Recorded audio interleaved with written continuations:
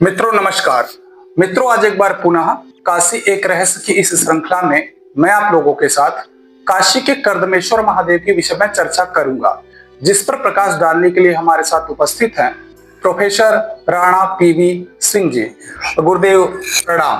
नमस्कार नमस्कार। गुरुदेव आप हमारे दर्शकों को बताइएगा कि कर्दमेश्वर महादेव का जो मंदिर है यह स्थल काशी के धार्मिक सांस्कृतिक नक्शे में कहाँ स्थित है और इसका ऐतिहासिक और पौराणिक महत्व क्या है?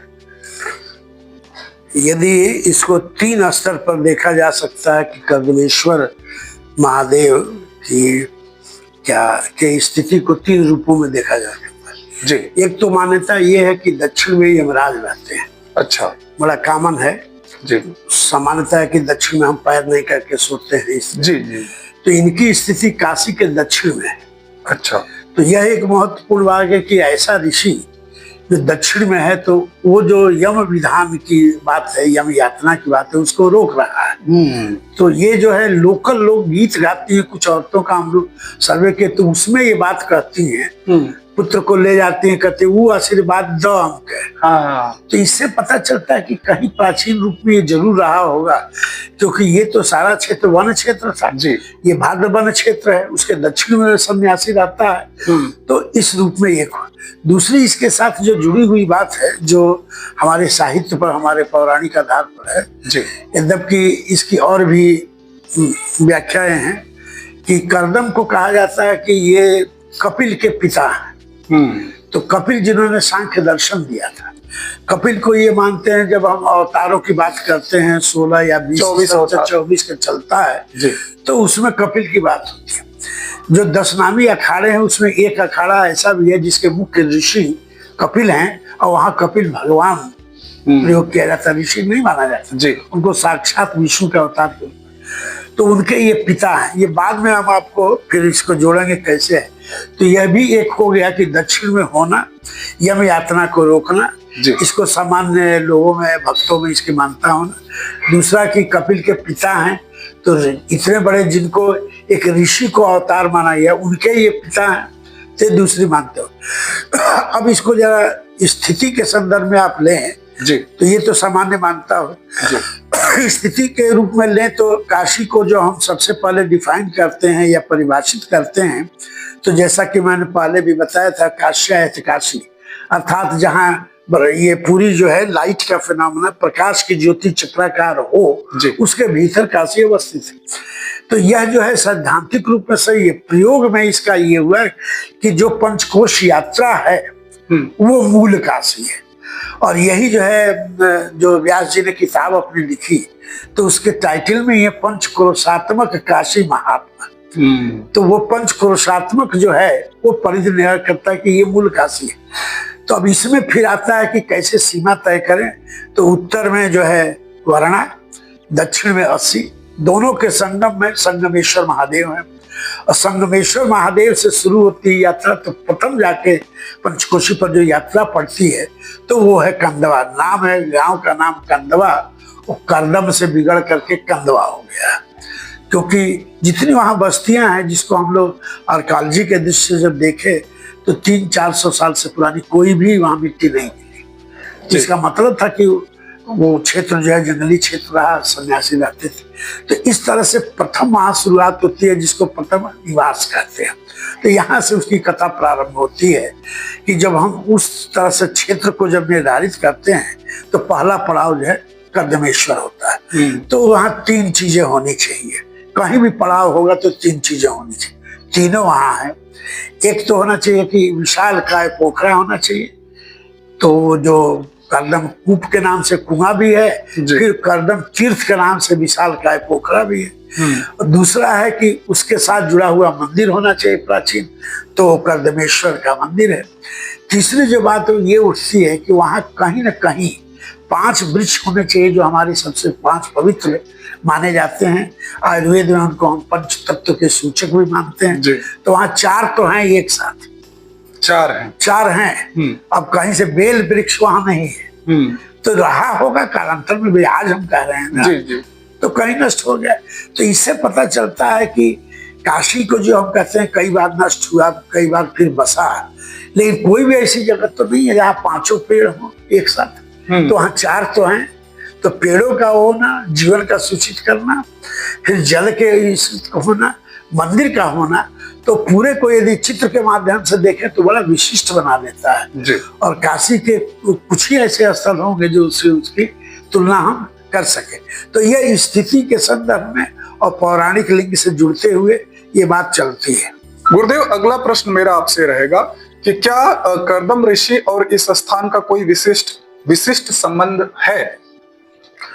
हाँ, अब इसका उत्तर तो मैंने 2 तरीके से, सामान्य लोग क्या कहते हैं जैसा कि मैंने रिफर किया, मैं इसकी वैज्ञानिक एक विधि आपको बताता हूँ जो उस पर आधारित है, जो हम लोग नेशनल साइंस फाउंडेशन यूएसए से जब 7 साल की लगभग प्रोजेक्ट चली थी जी।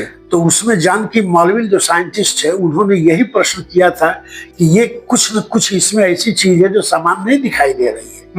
ये कथा कैसे हुई? इनके पिता हैं और काशी से क्या, तो काशी में तो है ही नहीं है सीधे जी, मूल काशी में तो नहीं है, बॉर्डर पर है। तो हुआ कि भाई कैसे इसको किया जाए, तो बहुत सीधा सा तरीका है। यहाँ के ज्योमेट्रिक जो पावर होती है, जियोमैग्नेटिक सर्वे जिसको कहते हैं, उसकी इंटेंसिटी ऑफ पावर, और फिर चले जाइए वहाँ कपिलेश्वर पर जो कपिल धारा है जी, तो उन दोनों को मेजर कीजिए और एक लाइन खींच दीजिए। तो लाइन खींचने पर दोनों का इक्वल हो गया। अच्छा, माने जैसे मान लीजिए यहाँ का पावर 10 है, वो तो मैथमेटिकल उदाहरण, यहाँ का जैसे 10 है तो एग्जैक्ट वहाँ 10 है। ये ठीक उसी तरह से बाप बेटे का डीएनए जो प्रूफ किया जाता है तो एग्जैक्ट वही नंबर आता है। तो मालवीय ने कहा कि ये अक्सर होता नहीं है, इसका मतलब है जरूर ही पिता थे और पिता ने दक्षिण अपनाया और उत्तर कैलाश है, तो उत्तर उनको दिया कि तुम अपना आगे बढ़ो और मैं नीचे जड़ में शामिल। अब दूसरी बात, तो ये तो आप ये भी कर सकते हैं कि तीर तुक्का बैठाया जा रहा है जी, जरा दूसरा तुक्का भी वैज्ञानिक देखिए, दोनों को लकीर खींच लीजिए। फिर गंगा का जो बना हुआ है जिसे उत्तर वाहिनी कहते हैं या चक्ररूपी कहते हैं या अर्धचंद्राकार कहते हैं, तो अर्धचंद्राकार इसे बनाया हुआ मैप, एग्जैक्ट मैप चाहिए, करेक्ट वाला, ये स्केच नहीं, या तो एरियल फोटोग्राफी हो या टोपोग्राफिक सीट, और दोनों को प्लॉट करके लाइन खींच दीजिए। तो उस लाइन के ठीक बीच से ऐसे घूमते हुए दोनों किनारों की ओर मोड़ है गंगा का। तो वो कहा कि ओहो, ये तो धनुषाकार बन के जो ये बात होती है कि शक्ति का जो माप किया जाता है, तो धनुष के रूप में तो 2 ये छोर हैं, बीच में गंगा जी है और एकदम पैरेलल ये लाइन दोनों की जुड़ रही है। ये मैप में हम लोगों ने प्लॉट किया है, जिसको छापा भी है इसको जी। तो यह एक कहीं न कहीं से इसको हम ये कहते हैं कि प्रकृति के शक्ति को ऋषि ने पहचाना और उसको अपने कोड में लिखा। तो चाबी नहीं है तो आप ये कहेंगे कि तो ऐसे ही है, इसका कुछ मतलब नहीं है, या सुपरस्टिशन है जिसको आप कह सकते हैं, बकवास है। लेकिन जब कुछ चाबी मिली, नापा गया, तो कहा कि इसमें वैज्ञानिक, ये क्रेडिट जाती है जानकी मॉलविल को, जो एस्ट्रोफिजिक्स के बहुत डिस्टिंग्विश्ड प्रोफेसर हैं जी। उन्होंने किया था। ये बात जो है लगभग 1995-97 के लगभग का है ये किस्सा, जो बाद में हम लोगों ने, अभी एक हमारा लेख आया है लास्ट ईयर में, इसमें वो लाइन ऐसे प्लॉट करके मैंने दिखाने की कोशिश की थी। आपके लेख में है वो? हाँ। गुरुदेव, अगला प्रश्न मेरा आपसे रहेगा, कर्दमेश्वर महादेव को काशी की पंचक्रोशी यात्रा या अन्य तीर्थ परिक्रमा में किस स्थान पर रखा जाता है? हाँ, तो अब ये देखिए कि इसको, इस प्रश्न के पीछे एक भूमिका पहले मैं आपको बता दूं कि काशी एक ऐसा महानगर है या पवित्र क्षेत्र है जिसको ब्रह्मांडीय रूप में, शरीर को, जैसे आपने पहले बात की थी कि पुरुष सूक्त का कैसे क्या है, तो उस वर्णन को थोड़ा सा जब आयुर्वेद से या अथर्ववेद से आगे बढ़ाते हैं तो ये बात चलती है, जैसे कबीर की लाइन है, क्षितिजल बाब गगन शरीरा पंच तत्व मिली अधीन शरीर। तो आपने अधम शरीरा मतलब केवल अपना शरीर ले लिया, लेकिन शरीर का मतलब ब्रह्मांड भी है, जो पुरुष सूक्त का पुरुष सूक्त केवल शरीर को नहीं कहता, शरीर से ही ब्रह्मांड को समझा जी, ये समझा। तो इस बात को जरा यहाँ पर तौल करके देखिए तो पता ये चलता है, जो पंचकोशी यात्रा जैसा कि अभी हमने बताया कि मूल काशी का निर्धारण करती है और प्रथम जो पड़ाव पड़ता है वो कर्दमेश्वर। तो इससे पता चलता है कि प्रथम है क्या। तो विभिन्न शास्त्रों में, विभिन्न पुराणों में विभिन्न रूप में दिया गया है। लेकिन जो साइंटिफिक थोड़ा वर्क हुआ है, जिसमें कविता सिन्हा का नाम आता है, नाम इंडियन है, इलिनॉइस में फेमस लेडी हैं, तो उनका ये कहना है कि अग्नि रूप यहाँ से शुरू होता है। अच्छा। क्योंकि सब चीज अग्नि से ही होती है, एनर्जी वहीं से निकलती है। ये भी आपका जो नाम ये अग्नि है, तो उनका ये कहना है कि अग्नि रूप है ये। और अंतिम हम जब चलेंगे, अंतिम पर वहां पहुंचेंगे कर्दमेश्वर के उनके पुत्र के यहाँ, तो आकाश हो जाएगा, अनंत में चला जाएगा। तो इससे पता ये चलता है कि यह भी एक वो बैठता है कि पंच तत्वों में उसका महात्मा होना, और फिर उसको जो है, जो पहले मैंने कहा कि एक पिता अपने कैसे देता है, बाढ़े पुत्र पिता के धर में, तो वो बात यहाँ बैठी, कथाएं ऐसे नहीं आई। इन कथाओं में गहराई, एक अर्थ छुपा हुआ है जो हमारे ऋषियों ने दिया। तो इस तरह से उसका ये महत्व होता है। गुरुदेव, इस मंदिर की स्थलाकृति या उसके भौगोलिक स्थान का कोई प्रतीकात्मक अर्थ है क्या? हाँ, यह एक ये प्रश्न आपका कठिन भी है, दुरूह भी है, और जवाब मैं दूंगा वो भी कठिन ही जवाब होगा। उसका कारण मैं बता रहा हूँ, क्योंकि हम लोग फील्ड के आदमी हैं जी, जो भी पढ़ते हैं, जो भी करते हैं, फील्ड में बिना टेस्ट किए वो नहीं होगा, फिर साइंटिफिक इंस्ट्रूमेंट से उसको मिलाते हैं जी। एक बड़ी विचित्र बात है कि जितने भी शिवलिंग हम लोगों ने देखे हैं, सभी में उभार है। यहाँ नहीं है, ये सपाट है। ऐसे है, ऐसे नहीं, उठता ही नहीं है जी, ऐसे है। तो तुरंत जो है प्रश्न उठा कि क्या कुछ और है क्या? ये प्रश्न बहुत कठिन प्रश्न था कि इसको किस रूप में देखा जाए। गैप हुआ अंतराल में, ईश्वर इच्छा हुई तो हो गया जी। यहाँ एक लेखनिया दरी है, यहाँ से करीब सोनभद्र में जाएंगे, यहाँ से करीब 60 किलोमीटर के लगभग में है जी, 55-57 किलोमीटर पर है। उसमें जो है प्री हिस्टोरिक रॉक पेंटिंग है, प्राचीन शैल चित्र बने हुए हैं, जो लगभग जो है 15 से 20 हजार BC तक के माने गए हैं, और ईश्वर फ्रेंच वैज्ञानिकों का काम है। तो वहाँ हम लोग वर्क किए, और उसके हम लोग क्लोज वर्क किए। उससे 2-3 बार हमारा एक्सीडेंट हुआ, लोलाबाद के आए थे, वहाँ जाना इजी नहीं है, एक ऐसे है फिसलन है, फिर ऐसे उतरना था। अब इधर में 10 साल तो नहीं है। तो वहाँ जो एक चीज आई, जब हम लोग करीब, वहाँ से झरने पार करना पड़ता है, तब उस साल में लोग दूर से खाली देखते हैं, लेकिन हम लोग को करीब जाना। तो ताज्जुब ये हुआ, जो ही मैं गया वहाँ, हमारे साथ और 2 लोग थे, हमारी बेटी भी तो अच्छा स्केच करती थी, तो कही कि पापा ये तो आप पहले ही कर चुके हैं। हम क्या कर चुके हैं? तो ये तो हूबहू स्केच बना हुआ। हम कहाँ बना हुआ? तो कंदवा में बना हुआ। नाम स्केच कहाँ? तो वही शिवलिंग का हूबहू उसका उसी तरह का वो रॉक पेंटिंग में, शैल चित्र में बना हुआ है। इसका क्या अर्थ हुआ? और फिर बगल में वो चौकटा नुमा बन के कोई फ्लावर का चिन्ह है, लाल रंग है। याद कीजिए, मैं 10 से 15 हजार BC ईसा पूर्व बोल रहा हूँ जी। तो वही चिन्ह वहां है। तो जब हमने बात किया इसको, तो उन लोगों ने कहा कि यह शिवलिंग पहले है ही नहीं है, ये आदि शक्ति माँ का रूप है, ये गर्भ की अवस्था का है। तो कहा इसको आज के रूप में कैसे नहीं? कहा इसमें नंदी है ही नहीं है जी, ये मात्र रूपा है। और वही डिजाइन ऐसे कैसे है? तो कहीं ना कहीं आदिम पुरुषों ने, जिसने शिव को माँ का रूप जो समझा होगा, सबसे पहले तो मात्र रूप आई जी, पृथ्वी से आया, वनस्पतियों से आया, जल से आया, का सब माँ रूप में आए। तो कहीं ना कहीं वो रूप जुड़ा रहा, और बाद में शिव का जो महात्म बढ़ता है, तो शिव के रूप में चीजें ऊपर से बन गई, लेकिन जड़ में जो बना हुआ है वो ये है। तो उसका अर्घा जो आप देखेंगे ऊपर से जोड़ा गया है, वो कहीं अर्घा नहीं है, गौर से जाके कभी देखिएगा। तो इससे लगा कि मातृ शक्ति का प्रतीक है। तो जब हम बात भी करते हैं, अर्धनारीश्वर की बात करते हैं, तो अर्धनारीश्वर में पहला कौन हुआ? पहला तो माँ ही हुई ना, शक्ति हुआ ना, शक्ति तब ना आए, वो भी नहीं है।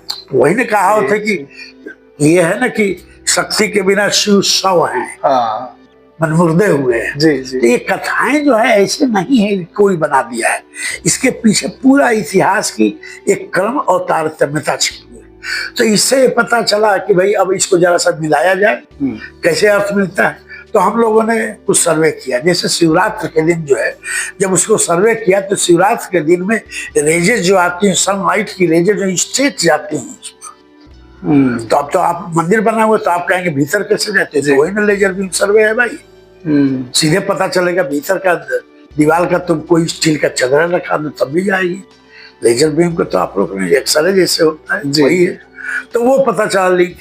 तो जब ये जान के हम मालवील जो प्रोफेसर से बात हुई, कहा अरे भाई ये तो ये है, सबसे ही ओल्डेस्ट है। शिव का काशी का विकास क्रम का प्रतीक रूप में तो यहाँ शामिल है, जिसको आपने कभी देखा ही नहीं। और केवल ऊपर के जो विन्यास है, जो शिल्प है, उनका ही केवल वर्णन करना, तो जड़ में ये। अब इसमें एक और बात जरा सा देखिए, मंदिर के चारों ओर जब आप घूमे तो एक तो ये तथ्य हो गया, इसको हम मान सकते हैं कि मातृशक्ति के रूप में आदि शक्ति से मानते हैं वैदिक परंपरा में, रात सूक्त इत्यादि का जो वर्णन है उससे जुड़ा हुआ है। दूसरा ये होता है कि उसके बाहर जो है कुछ टूटे हुए अवशेष को जोड़ के रख दिया गया है। तो उसमें नाग हैं, किन्नर हैं, ये वाले किन्नर जो हुआ करते थे, जो यक्ष के करीब थे, यक्ष करीब नाग का 4-5 का पैनल बना हुआ। और सभी स्कॉलर मानते हैं कि लगभग 6वीं शताब्दी, 8वीं के बाद तो पूरी मूर्ति का स्पष्टीकरण आ जाता है। लेकिन उसके पूर्ववर्ती जो आता है तो मिनिएचर मंदिर इतने स्केच बनते थे, और फिर उसमें नाग लिया हुआ कोई बना है, फिर जो है गण बना हुआ है शिव का, ये वहां बना हुआ है, वो पट्ट जोड़ा हुआ है। तो एक बात ये भी उठती है कि ये जो मंदिर आज दिखाई दे रहा है, इसके पहले रूप में ये है। इसी के आधार पर अमेरिकी विद्वानों का कहना है कि इस मंदिर की शुरुआत 6वीं 7वीं शताब्दी के लगभग है, न कि जैसा विद्वान लोग कहते हैं 12वीं शताब्दी। 12वीं शताब्दी ऊपर ना है जी, जड़ में तो ये है जी। तो क्या ये अलग है? नहीं है, नहीं है। ये तारतम्यता और कम, जिसको हम कहते हैं कंटिन्यूटी ऑफ ट्रेडिशन, माने वह जो शिल्प शास्त्र की वह परंपरा जो 6वीं 7वीं शताब्दी में जो प्रकृति पर आधारित थी, नाग हैं, यक्ष हैं, वृक्ष हैं, उसे बने हुए हैं। गणेश को भी कहते हैं, गणेश भी एक रूप है प्रकृति के देवता। यजुर्वेद वाला है, तरीय ब्राह्मण पढ़ लीजिए, एवं गजा महे जो स्वाहा करके करते हैं, ब्रह्मा ही स्तुति कर रहे हैं गणेश के, तो पुत्र कैसे हुए? ये भी तो है। तो उनका ये दूसरा रूप है, वो उसमें बना हुआ है। तो इससे पता चलता है कि ऐतिहासिक क्रम में जो हमारी संस्कृति का विकास हुआ, इसमें प्रकृति आधारित देवताओं की बात हुई, तो मातृशक्ति के जुड़ा हुआ, और उसके पहले पूर्ववर्ती जो प्रकृति का रूप था वो सब प्लेटफॉर्म पर आधारित है। अब उसके बाद हम जोड़ते हैं तो 8वीं से तो उसमें मिलते जाते हैं। जो सर्वे हम लोगों ने किया, उसका एनालिसिस किया, तो 8वीं से तो सीरीज मिलती जाती है, और फिर आप 12वीं से जाते हैं ऊपर, तो 18वीं में टूटा हुआ जो बाद में कनिंघम ने मरम्मत करवा के ऊपर किया, ऊपर वाला स्टूल जो है वो जो टूटा जो भी था, तो आर्कियोलॉजी के रिपोर्ट से पता, 1901 के रिपोर्ट से पता चलता है वो ऊपर बनना था। तो इसको एक शब्द में कहा जाए कि काशी में एक ऐसा भी मंदिर है जो 6वीं शताब्दी, 7वीं कह लीजिए, 7वीं के अंत कह लीजिए, 7वीं से 12वीं से लेकर 14वीं 18वीं तक सदा ही जीवंत परंपरा को जोड़ते रहा, और जैसे जीवन चलता जा रहा है बिना रुके, वैसे ही मंदिर बना हुआ है। अब इसको एक रूप और देख सकते हैं, अकेला मंदिर है जिसको हम कहते हैं वैरायटी कहते हैं, या मोज़ेकनेस कहते हैं इंग्लिश में। जैसे देखिए, कोई ऐसा मंदिर नहीं पाएंगे जिसमें ब्रह्मा विष्णु महेश तीनों एक साथ हो, पूजा किया जाते हैं। प्राचीन में खजुराहो में कई जगह वो पूजित नहीं है जी, खंडहर बन चुके हैं, लेकिन पूजित हो और तीनों रूप हो, और तीनों में एक विभत्स ऐसा है जो पूरे काशी में नहीं है, केवल वही है। इसको कम लोगों ने व्याख्या किया है, खाली बड़ी बड़ी प्रशंसा किया। यहाँ खोज हुआ, आप भी बहुत सारा खोज मारे हैं, वो देखें कि तांडव का एक ही रूप है शिव का, वो उसी मंदिर में है। 108 नृत्य हैं, लास्ट जीवन से लेके अंतिम जो है तांडव है। तांडव वहां, तो तांडव का रूप होता है जब शिव की मुद्राएं हैं, तो यदि यहाँ जैसे ऐसे वो करते हैं या डमरू से ऐसे करते हैं, तो यहाँ से लाइन उसी दिशा में खोलेंगे तो 2 पॉइंट पर टच करेंगे, उसमें कहीं से कोई लाइन खींच दीजिए एक दूसरे को टच की टेढ़ी हो जाएगी, वो तांडव है। सब चीज अलग हो गई, तब वो तांडव था। तो तांडव का उसमें दृश्य है, ब्रह्मा उनके बगल में खड़े हैं, अब उन पर भी एक बहस है। अमेरिकी विद्वानों का कहना है कि ब्रह्मा नहीं है, ये जोड़ दिए गए हैं बाद में। नीचे का जो जो वहाँ ब्रह्मा के साथ जो दिखाया गया श्वान का, जी जी जी, और राजहंस का जो है ये जुड़ा हुआ है। तो क्या है, तो कहा इसमें से लपट का चिन्ह ही अग्नि है। अग्नि आदि देव जहाँ से सब चलता है। और अभी हमने आपको कहा कि अग्नि रूप है जी, तो ये किसी छोटे आदमी का नहीं, इस विद्या के बड़े आचार्य हैं रिचर्ड लिंडरोथ जो है शिकागो के, उनका ये कहना है।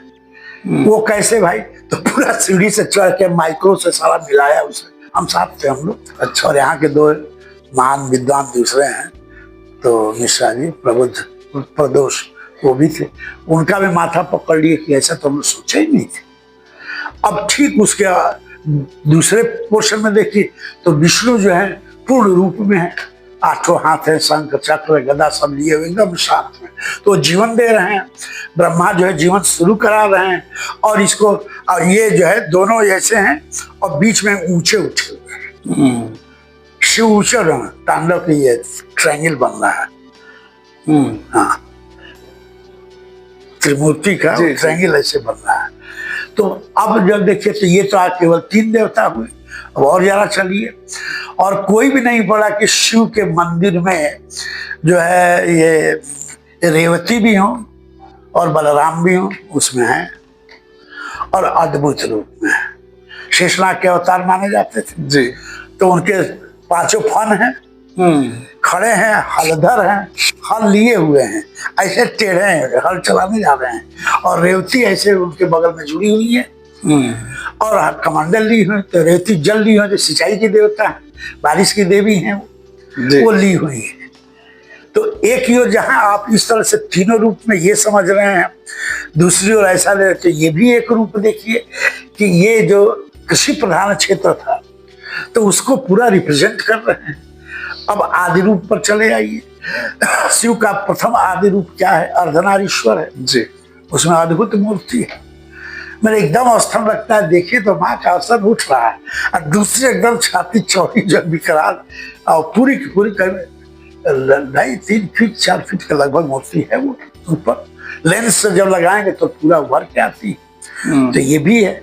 अब आप कहेंगे ये तो सब हिंदू वाली बात की है जी, तो आप बुद्ध भी हैं, उस पर डाउट है। मैंने कुछ का कहना कि पार्श्वनाथ है, कुछ का कहना है, ज्यादा लोगों का कि पार्श्वनाथ है, क्योंकि पार्श्वनाथ का जन्म क्षेत्र था जी, तो उस समय कोई विरोध ये नहीं था, तो वो भी जुड़ा हुआ है उसमें से। तो ऐसा है। अब एक तो और नया देख लीजिए, बगल में छोटा सा हनुमान जी का वहां है, तो आप कह सकते हैं बाद का जुड़ा है, लेकिन पुराने पत्थरों को वहां जोड़ के रख दिया गया है। जैसे उसको जो ऊपर ढका गया है तो उसमें पुराने पत्थर, उसमें पर्शियन इंस्क्रिप्शन लिखा हुआ है। अच्छा, हम लोगों ने छापा है इस चीज को, इस किताब में भी रेफरेंस है हमारे पंचकोशी पर जो हमने किताब लिखी। तो उसमें जो है कि वो कहता है कि कोई फकीर है, ये नहीं पता है कौन है, लेकिन फकीर है जो घूमता है। तो वो लिखता है कि मैं घूमते घूमते आया, तो आने, ये इंस्क्रिप्शन का मैं लगभग लिटरल ट्रांसलेशन, घूमते घूमते यहाँ से गया तो मुझे कुछ अजीब सा फील हुआ कि जैसे खुदा हमको बुला रहा है। अच्छा। अब मुझे नहीं जाना है कहीं, तो मैं मुड़ गया, और आके जब करीब आया तो यहाँ मुझे बड़ी शांति मिली, और फिर मैं बैठा तो यहाँ पर मैं ध्यान लगा लिया, तो मुझे तो मिल गया आनंद, तो मैं मतवाला होकर नाचने लगा। यही मैं सबको बता रहा हूँ, हम रहें या न रहें, हमारी इस बात को तुम खोद देना जैसे दुनिया जान सके। ये इंस्क्रिप्शन है। तो सूफी संतों की वह चीज जो अल्लाह को उस तरफ पाने की जो प्रवृत्ति है, ये रिजिड वालों की नहीं मैं बात कर रहा हूँ, तो वो भी एक इंस्क्रिप्शन वहां पर लगा हुआ है। अब जरा सा एक और चीज देखिए, कितने जगह आपने काशी में मूर्तियों की आपने बहुत सर्वे किया, कई लोगों के इंटरव्यू दिए हैं। उमा महेश्वर की कितनी मूर्तियां हैं जो जीवंत रूप में, टूटी वाली नहीं, म्यूजियम वाली नहीं, जीवंत रूप में। एक ही मुझे लग रहा है नहीं, 3 एक में 3 है, एक ही में 3 है, वो इसी में कल्पेश्वर में। ये पश्चिम दिशा में जाए, पश्चिम दिशा से जाकर देखें तो अद्भुत है। और वो ऐसा है कि एक ही ओर देखे, बाएं देखिए, बाएं देखेंगे तो ऐसे मुस्कुरा के टच कर रहे हैं, दाएं देखेंगे तो उसी ओर से टच कर रहे हैं। उमा महेश्वर प्रेम सूचक है दोनों ही। और इसके बाद जो है क्लाइमेक्स जब हो गया तो वो जो ऐसे पटल है वो आगे ऐसे मुड़ रहा है, ठीक उसके ऊपर भी है, ठीक ट्रायंगल पर तीनों है उमामहेश्वर, ऊपर वाला आगे निकल रहा है। ये प्रेम का उदात्त चरित्र है। और जब वहां आकाश के रूप में पड़ गए तो कहाँ हो जाएंगे आप?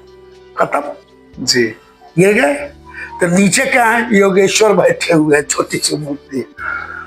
तो लगेगा आप भ्रम में हो जाएंगे कि बुद्ध तो नहीं है, उसी तरह है, लेकिन वहां बैल बना हुआ है। तो योगेश्वर, तो यह जो रूप है कि तीनों लोक में इस माने आधुनिक जो मानवीय प्रेम को आध्यात्मिक रूप में जोड़ के शिव की बात को प्रदर्शित करते हुए, और जब आकाश तक आप पहुंच गए तो अनंत में गए। अनंत में तो चले आए आप कहाँ? नाभि यही से न जन्मे थे। तो वहां नीचे में योगेश्वर बैठे हुए हैं। ये है रूप जनाब। अब चलिए और चलिए अनंत, सुनते नहीं। सूर्य भी वहां ऊपर क्लाइमेक्स पर, चंद्र भी वहां, और 2 इंस्क्रिप्शन भी हैं। तो दोनों इंस्क्रिप्शन जो गढ़वाल पीरियड के जो ऊपर प्लेट में है, तो बहुत पहले तो अल्टेकर साहब ने पर लिखा, उसके बाद तो उस तरह का काम ही नहीं कोई हुआ है जी। हम लोग का सीधे फील्ड नहीं है।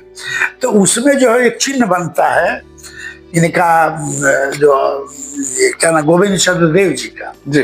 तो गोविंद चंद्र देव जो सबसे प्रमुख राजा थे गढ़वालों के 12वीं शताब्दी के, तो उनका जो है एक इंस्क्रिप्शन है।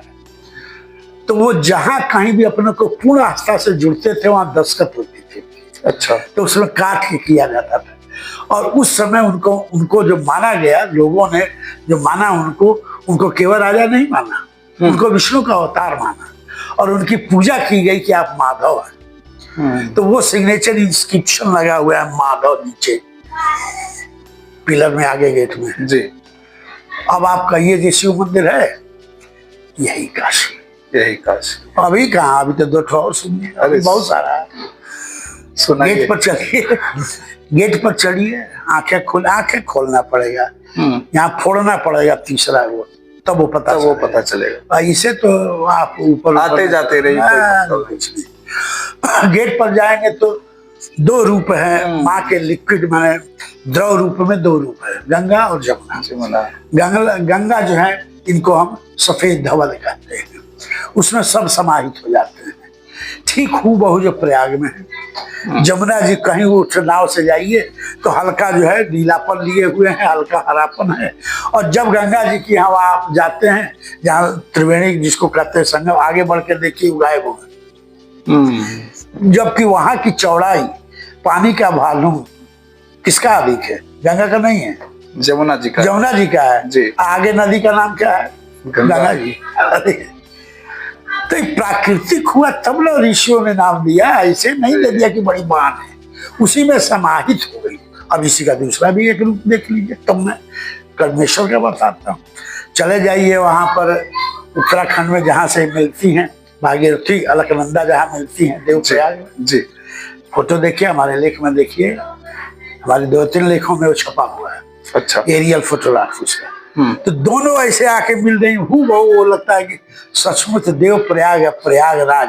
ये दोनों एक में जुड़े हुए हैं। 14 प्रयाग है, 14 जगह ऐसा होता है। 14 आपके बाड़ी में चिन्ह होते हैं, 14 7 ऊपर की कुंडली, 7 14 को मिला के भुवन कोश करते हैं जी। तो गंगा यमुना जहां दोनों प्रदर्शित हुई, तो पूरी बाड़ी का वह जो रूप है आपका, रस रूप है खड़ा। गेट पर यहाँ दोनों है। इसमें मंदिर में जब घुसेंगे, अगला पोर्शन जो है नया जोड़ा हुआ है, 18वीं शताब्दी, लेकिन गेट जो है भीतर घुसने को करेंगे, वो गेट प्राचीन है। तो गेट पर दोनों जो टूटा हुआ है, तो आप पूछेंगे गंगा जमुना कैसे है, तो वही तीसरी अखियां खोल कहीं बैठो ना, 5 मिनट बैठ के ऐसे छूते रहो, बस माँ आ जा देखो तब दिखाई देने लगेगी। क्योंकि धुला हुआ है, उस पर रगड़ खा गया है। तब आपको उसमें क्या चिन्ह है भाई? तो घड़ियाल है, चिन्ह माँ का है, गंगा का है, गंगा जी का, और जमुना का कछुआ है, कच्छप, दोनों वहां है। उसका मुड़ी, उसका पूंछ मिलाएंगे तो मिल जाएगा। अब चलिए आगे, चलता रहेगा अभी, इसी पर है भी तो जी। अब एक और रूप है। इस सब की बातें हमने कर दिया, तो प्रतीकात्मक जो अर्धनारीश्वर की बात किया, तो बिना महिषासुर मर्दिनी के कैसे स्थिर होगा? मैंने सारे निगेटिव फोर्स को विनाश करके माँ उसके ऊपर कंट्रोल करती है। तो महिषासुर मर्दिनी के दो छोर पर दो है वहां इंचेस, दोनों ही ओर में। तो इससे ये पता चलता है कि दो हमारे तल स्पष्ट हैं, एक धरती एक अनंत ऊपर, तीसरा भी है जैसे अभी हमने त्रिकोण की बात की, तो वहां दोनों के दोनों ये भी है। अब एक और है, तंत्र भी है वहां। ये तो अभी वैष्णवाइट हुआ, वैष्णविज्म पर आधारित हुआ। दूसरा जो है शिव पर आधारित हुआ। तीसरा हमने जो है इसके पहले प्राचीन कल्चर पर हो गया, यक्षिणी वाला हो गया जी। अब जरा तंत्र पर भी आ जाइए, तंत्र भी वहां पर शामिल है। वो कथा जो चलती है कि जो भस्मासुर जो तो पा गया, जी वरदान, हाँ वरदान ले लिया, तो वरदान ले लिया तो इसमें किया था ना कि इस पर भी रख दें वही ये हो जाएगा, और हमसे अधिक कोई भी ना हो शक्ति, तो हो गया उसको। तो उसने क्या किया, पहले टेस्ट किसको पर किया, शिव पर ही कर दिया। शिव भाग खड़े हुए, जब शिव भाग के अनंत में विलीन हो गए तब उसने उत्पात शिव को ही कर लिया, तो क्या हो जी। तो अब इसका भी इतना सुंदर, उसमें दो प्रसंग इसमें है। एक तो ये है कि आखिर कैसे भस्मापुर जन्मा और शिव से अधिक शक्तिशाली उनसे सब ले लिया कैसे। तो इसको जब आप वो मूर्ति देखेंगे जो उसमें है, ऊपर ऐसे देखेंगे तो दूर से नहीं होता ना, तो टेली लेंस लगा के या ऊपर चढ़ के स्टैंड पर जब करेंगे तब बात पूरी निकलती है। तो उसमें कथा ये चलती है कि शिव और पार्वती, जो कथा हमारी जो है चक्र पुष्करणी या मणिकर्णिका पर कथा है, उसी कथा का दूसरा भाग है कि आकाश मार्ग से दोनों जने जा रहे हैं, शिव और माँ जा रही थी। तो उनको ये लगा कि कहीं न कहीं फिर नींद आने लगी, थक गए, कहीं कोई उठाने, हर चीज बैलेंस थी तो कोई कष्ट देना नहीं, तो हर चीज बराबर है, तो बहुत दूर घूम लिए। तो ये कथा ये तंत्र के अनुसार है, हिंदू ग्रंथ से नहीं है, तो इसको कंफ्यूज मत करिए। इसीलिए मैं बता रहा हूँ कैसे तंत्र हुआ है। तो आ गया तो एक दूसरे पर ऐसे नींद लगने लगी, तो हो गया, तो नींद हुए, स्पर्श होने लगा, शरीर से शरीर ये होने लगा, तो कहीं ना कहीं सेक्स हुआ, जागरण हो गया, मन में आ गया भाव। तो शिव के विषय में यह है कि उन्होंने कभी सेक्स किया ही नहीं, केवल मन से भाव हुआ था, क्योंकि शिव जो है सबके सुपर है जो वर्णन है। लेकिन हुआ तो मन में तो आ गया, मन में आ गया तो हो गया। तो अब जब बाद में उनको आभास हुआ कि ये क्या हुआ, तो दोनों जने तो आंख मूंद के ऐसे थे, तो बच्चा पैदा हो गया। जब आंख खोलने की प्रक्रिया किए ही लो, तब तक तो सारी क्रिया चल ब्रह्म में घूम रहे थे। यहाँ वाला दिन नहीं ना, देव का दिन है ना। तो बच्चा हो गया, बच्चा लगा चीखने चिल्लाने, अरे तू यहाँ कहाँ से आ गया भाई जी। तो कहा ये मैं नहीं जानता, लेकिन सबसे बड़े जो हैं देव और जो इस पूरे ब्रह्मांड की शक्ति हैं, वही मुझे पैदा की है, लेकिन मैं कुछ देख नहीं सकता, मैं तो अंधा हूं। तो माँ तो माँ ही होती है। माँ को कहा गया कि माँ का एक अनंत रूप वेश्या भी है। पढ़ा है आपने, पढ़िए तंत्र, कि वही करके संसार को बचा देती है, इतना तक कर सकती है पुत्र के लिए। अब वो फिर ममत्व में आ गए, माँ कैसे नहीं जाते, नहीं ये हमें नहीं पता है, हमें तो आंखें नहीं है, था ही नहीं बायोलॉजिकल उसको, अंधा सीधे नहीं था ही नहीं। तब उन्होंने कहा कि ना तू क्या चाहता, तो पहले तो देखो तुम लोग कौन हुआ, तो हम ही तो हैं। अब गलती तो हो गई है, तो गलती हुई है तो माँ ही ने फिर ठीक करेगी जी, चलो। तो शिव ने कहा कि तो बड़ा कठिन काम, मैंने तुम जानते ही हो तुम हमारा, हम तो अपने के जिद्दी हैं। शिव की बहुत सारी कथाएं हैं जो पार्वती के जिद में करना पड़ा, बस उन्होंने अपने त्रिनेत्र का वो करके जागृत किया जी, और आंख पर रख दी। और बिना आंख के वो ज्योति उसकी आ गई, बायोलॉजिकली बॉडी में नहीं आया, लेकिन वहां से ज्योति आ गई तो देखा जी। तब कहा अच्छा मैं ये हूँ, तो तुम लोग यहाँ उड़ रहे हो, हम तो नहीं उड़ रहे हैं, हम तो तुम पकड़ी हो, चलो हमको हम भी देखें क्या। जो ही हटाई तू तो आदि शक्ति पा गया था, वो विकराल विशाल रूप में खड़ा हो गया। तो कहा बताओ, तो बताएं कि हम माँ है पिता है, इस तरह से है। तो उसके बाद जो कथा चलती है कि उनसे आशीर्वाद ले लिया, उसके बाद उनको दौड़ाया भागे, इस तरह की कथा। तो प्रथम प्रसंग में ये चलता है, जो ये इतनी बात है जो इसमें जो आती है, ये तंत्र के अनुसार है। जो जिसे हम लोग ब्लैक जी। सिस्टम में कहते हैं। उसके बाद हुआ जब शिव जी तो भाग खड़े हुए, पार्वती जी भी अदृश्य हो गई, ब्रह्मा विष्णु भी अदृश्य, सबको शुरू किया, पूरा ब्रह्मांड जो है त्रस्त कर डाला उसने। तो सब देव जो है एक शक्ति को करते हैं, जैसे देवी की आराधना अभी अभी खत्म हुई हम लोग करते हैं, तो सब मिल करके फिर पहुंची विष्णु जी के पास कि आप तो पालक तो आप हैं, बताइए क्या करना है।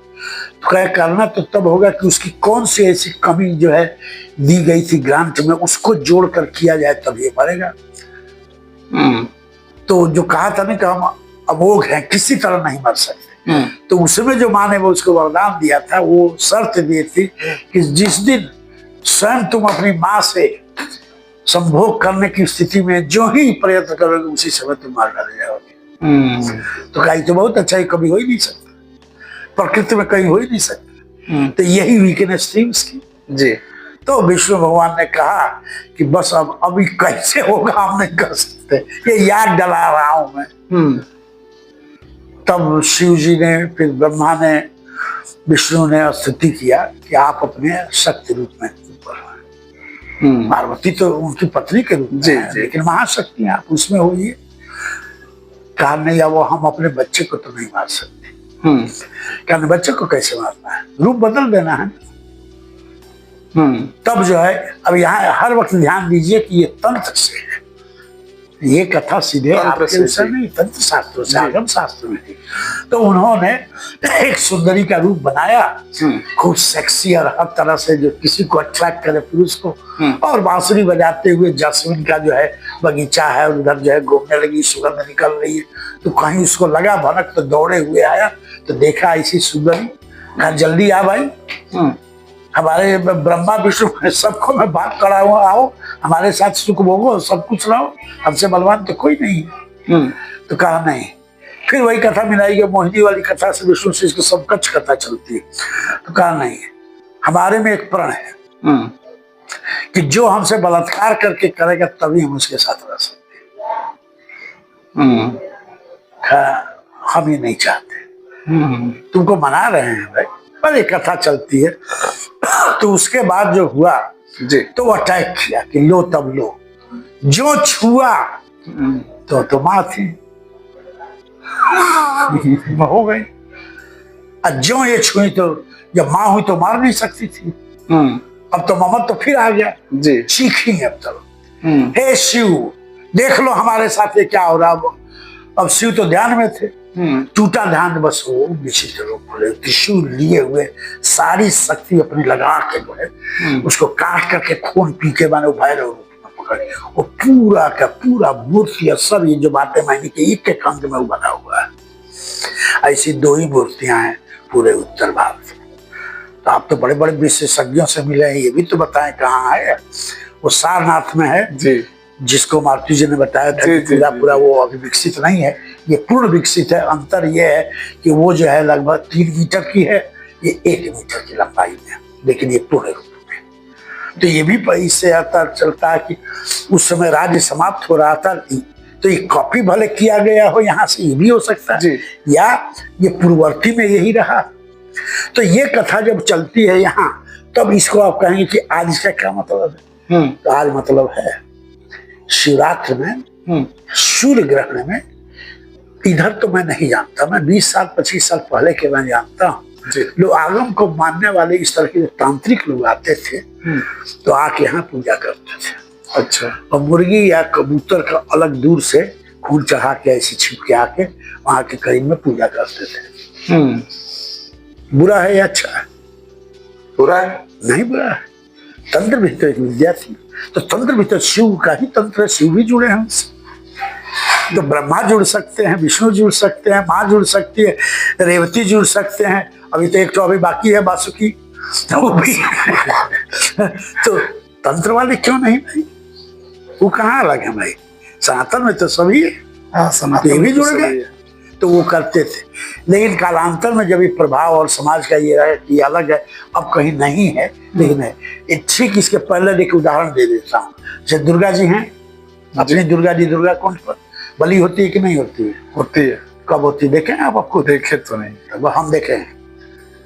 देखिए हम देखे हैं, मैं कह रहा हूँ ये बात करिए 80-82 के लगभग की बात है। अच्छा। छिप के 4 बजे के भोर में, मैंने अब तो वहां था वो जहाँ बलि दी जाती थी, वो लाल और सब चिन्ह और थोड़ा सा मिट्टी और घास रहती थी, वहीं पर दी जाती थी और कोई नहीं रहेगा वहाँ। अच्छा। मैंने बहुत खास लोग वहाँ हैं और आगे यहाँ के लोग पुजारी लोग हैं कि यहाँ कोई नहीं आएगा, चुपके से होके होती थी। तो इससे क्या पता चलता है कि तंत्र का जो यह था जी, ये वध और बलि वाली भी प्रथा इस तरह जुड़ी हुई थी। कालांतर में जब वैष्णविज्म का प्रभाव ज्यादा हो गया और माना गया कि गलत हो रहा है, ऐसा वास्तविक में नहीं है, तो लोगों को ज्ञान हुआ, बंद हो गया। वही चीज है यहाँ भी। तो ये हुआ तंत्र का हो गया। अब जरा आगे भी आ जाइए, प्रकृति का शिक्षक जिसे हम इंग्लिश में शब्द है उसका बहुत सुंदर, यानी मिस्टिक, जो प्रकृति के शक्ति से ही हमने समझा, और तो उसके लिए अपना साहित्य भरा हुआ है। और वो साहित्य जो है, एक लाइन जान लीजिए तो उसे जोड़ने में, समझने में मदद मिलेगी। जैसे सबसे अधिक प्रकृति के शक्ति में कौन है सबसे शक्तिशाली? आज भी है, पहले भी था, सदा से है, सदा रहे। सूर्य। सूर्य। अब यहीं पर यह आपसे एक प्रश्न है, आप तो उसे खुद विद्वान भी हैं, लिटरेचर प्रतीकों के माध्यम से इतना करते हैं, मैं बहुत आपका सम्मान करता हूँ। सूर्य माँ है कि पिता है? सूर्य पिता है। झूठ। पढ़िए, सूर्य का मंत्र क्या है? गायत्री है ना। लेकिन कर्ण के पिता तो सूर्य थे। हाँ, तो दोनों रूप हुआ ना जी। जब वो आशीर्वाद देके शक्ति देते हैं ये है, जब वो ओरिजिनेट करते हैं तो वो मारू। और वही तो काशी की परंपरा में छठ है। छठी मैया चले लिया हेरिया। छठ को किसकी पूजा होती है? सूर्य। सूर्य को पुरुष रूप में नहीं, छठी मैया। तो फिर उसको षष्ठी से जोड़ा लोगों ने साहित्य, तो ये चलती। तो अब जो है दूसरे जो देव के रूप में आते हैं वो अलग है प्रसंग, बाई देव हमने बताया। जी। दूसरा जो प्रसंग आता है कि ये कहा जाता है कि पृथ्वी जो है ये नागों पर स्थिर है, शेषनाग की कथा जो चलती है। तो ये माना जाता है कि अंडरवर्ल्ड में एक नागों का भी अलग से है, और ये जो है लगभग 4वीं-5वीं शताब्दी तक बहुत इम्पोर्टेंट एक तरह से एक ग्रुप रहा है, जिसका जो है यहाँ पर प्रयाग में ये था, जिसका अंश फिर आप ये विंध्याचल जाएंगे तो जो पहले जो भैरव इत्यादि का है उस क्षेत्र में जाएंगे तो नागकूप इत्यादि में यदि आप कभी जाएंगे और पुराने किसी लोग से पूछेंगे तो वो जुड़ती है। कि वो जो हेडक्वार्टर के रूप में प्रयाग था। और यहाँ भी अंश था। और यहाँ पर चौकी घाट पर चले जाएंगे, हमारे सांपों के बहुत सारे इमेजेस बने हुए हैं।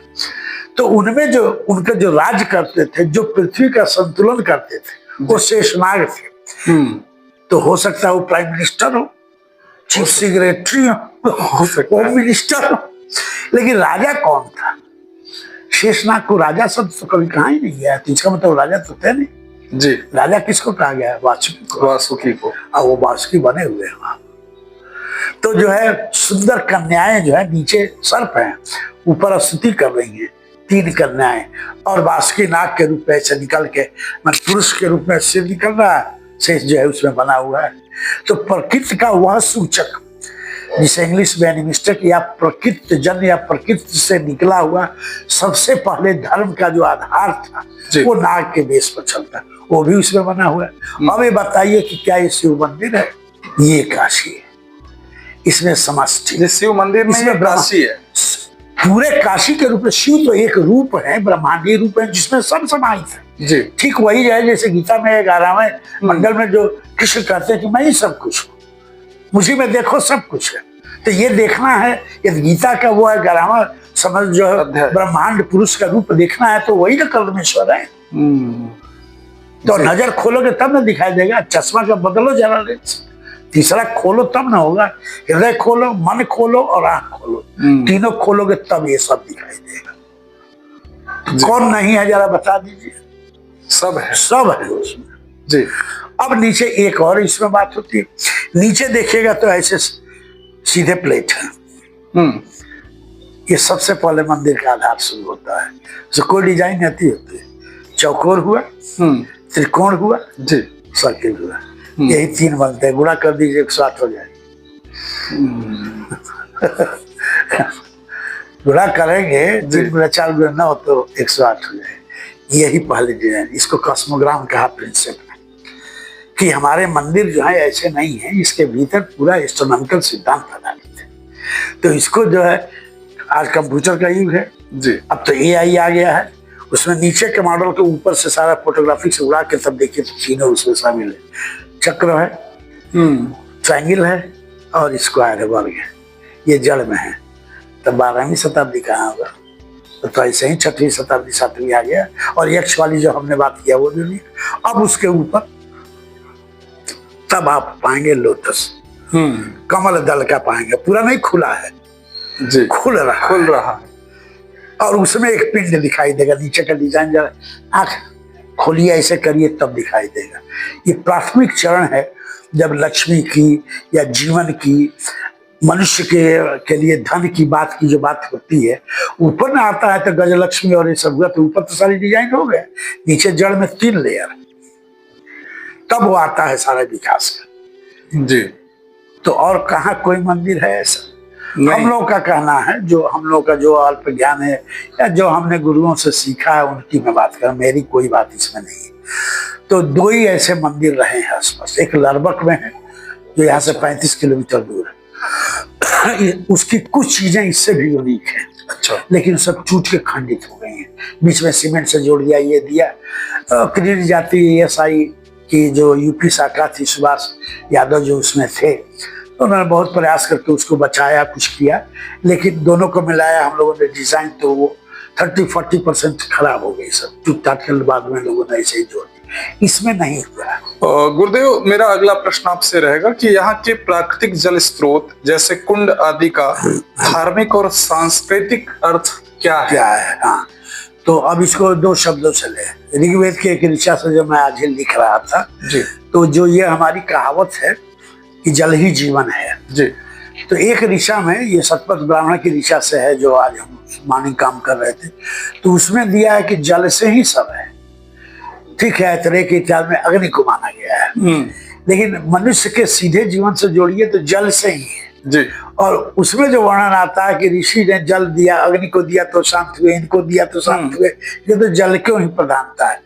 तो जल की प्रधानता कैसे, किस रूप में? तो जल हमारे यहाँ 2 तरह से मान्यता प्राप्त है, जिसको हम पवित्र जल कहते हैं या जिसको कंटिन्यूटी कहते हैं। ट्रेडिशनल जल वो है जो चलता जा रहा है, ठीक है, आप पी रहे हैं, फिर पेशाब निकल रहा है, फिर आपके पूरे शरीर में 70% वही है, पृथ्वी पर भी 70% वही है। तो अब यही चीज जब मंदिर भी उस तरह ब्रह्मांड का रूप है, तो वहां पूरे क्षेत्र को नाप लीजिए तो 70% जल होना चाहिए कि नहीं होना चाहिए? होना चाहिए। वहां है, डिजाइन देखिएगा तो है, मैंने पेपर आपको भेज दिया हूँ, जल नाप से देखिएगा, जल है।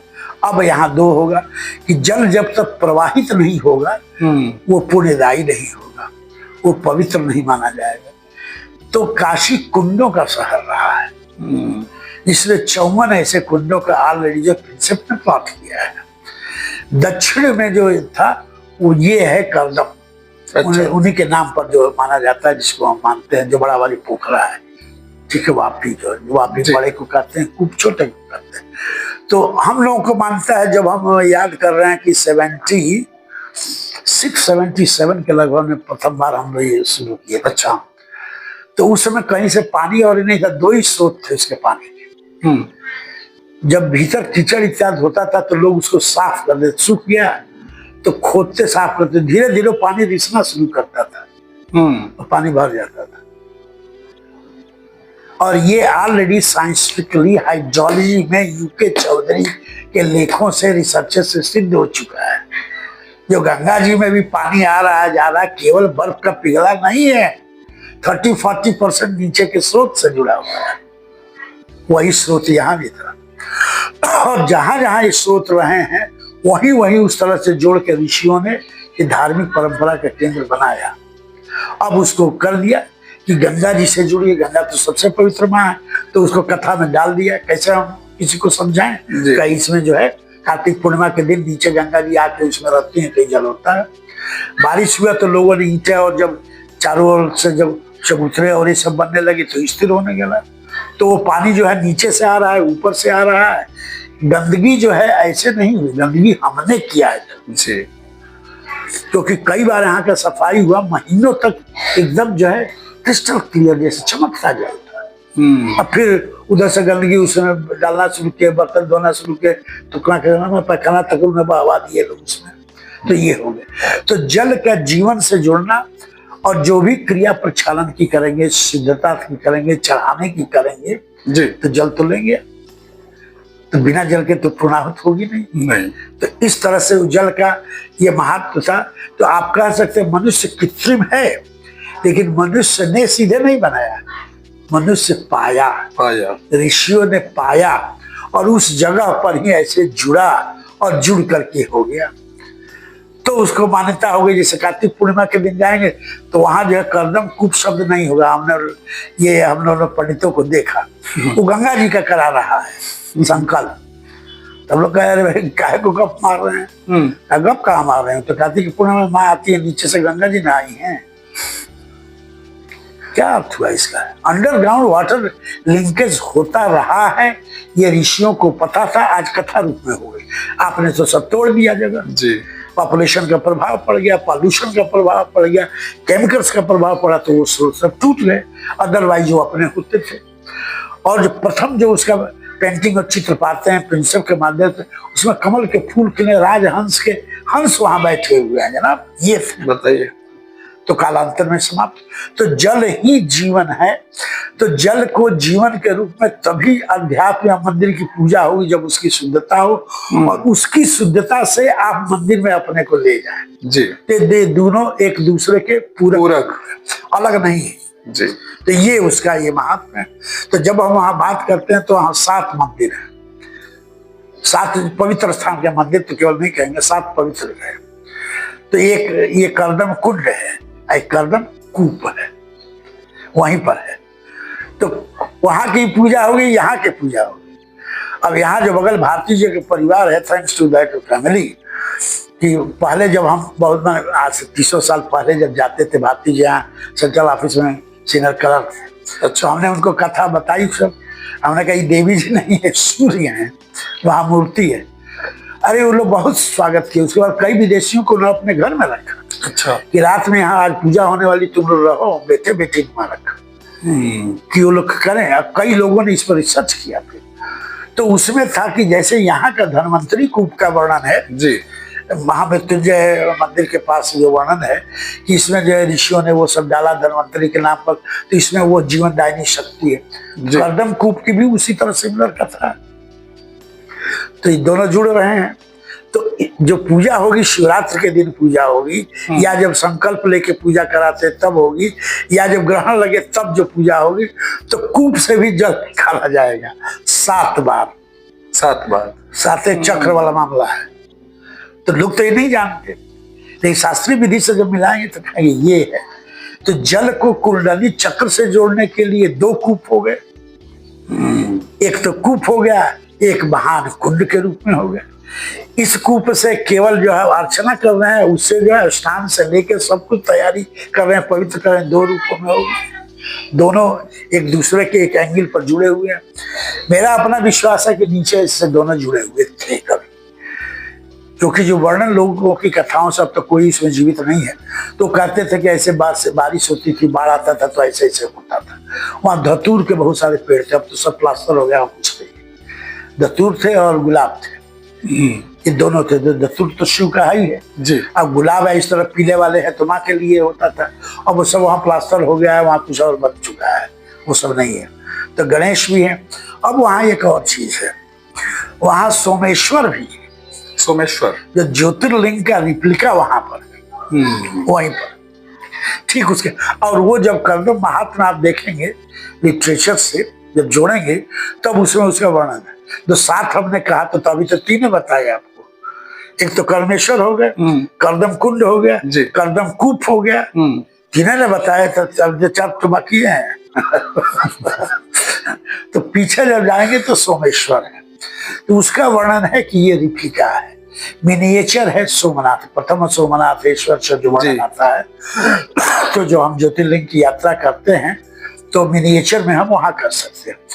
तो 2 उसमें ऐसे हैं, एक ही मंदिर है, प्लेटफॉर्म एक है, ठीक उसके पीछे एक घर छोड़ के घर बात का बना हुआ है, तो पीछे तो केवल पुष्प क्षेत्र था ना, तो पीछे की ओर है।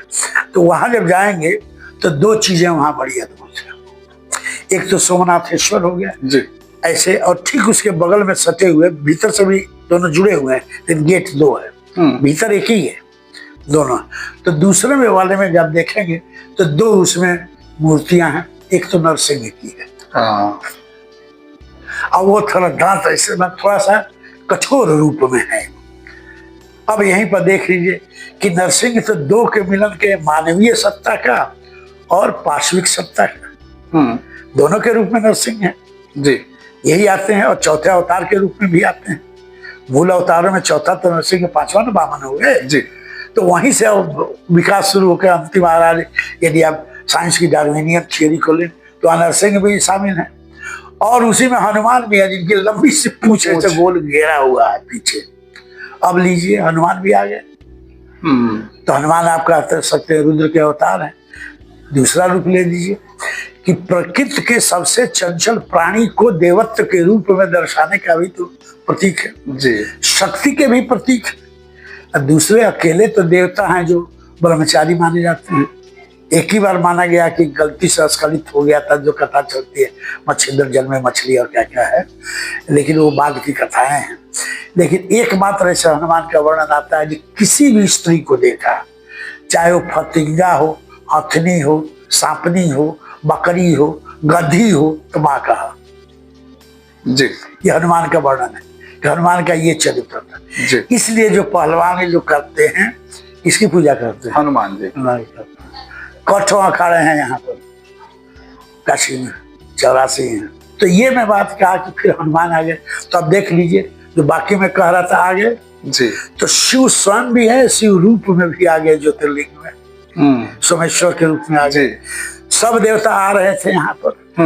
अभी तो अंतिम कहानी नहीं, जो सबसे सुपर है, जो कहीं नहीं है, वो केवल उसी मंदिर में, वो भी बता। अब याद आ गया। देखे ये आपका है प्रेरणा, नहीं तो अरे हमारा नहीं है।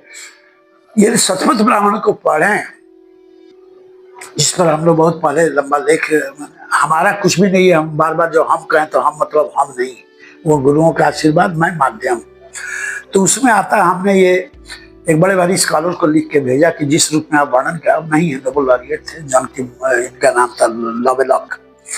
तो हमने उनको एक पत्र लिखा कि हमारी अंग्रेजी पर ध्यान मत दीजिएगा, मैं अंग्रेजी कभी पढ़ा नहीं जी, हाँ, तो उसको मत जाइएगा, हमारे मैसेज को जरा समझने की कोशिश कीजिए।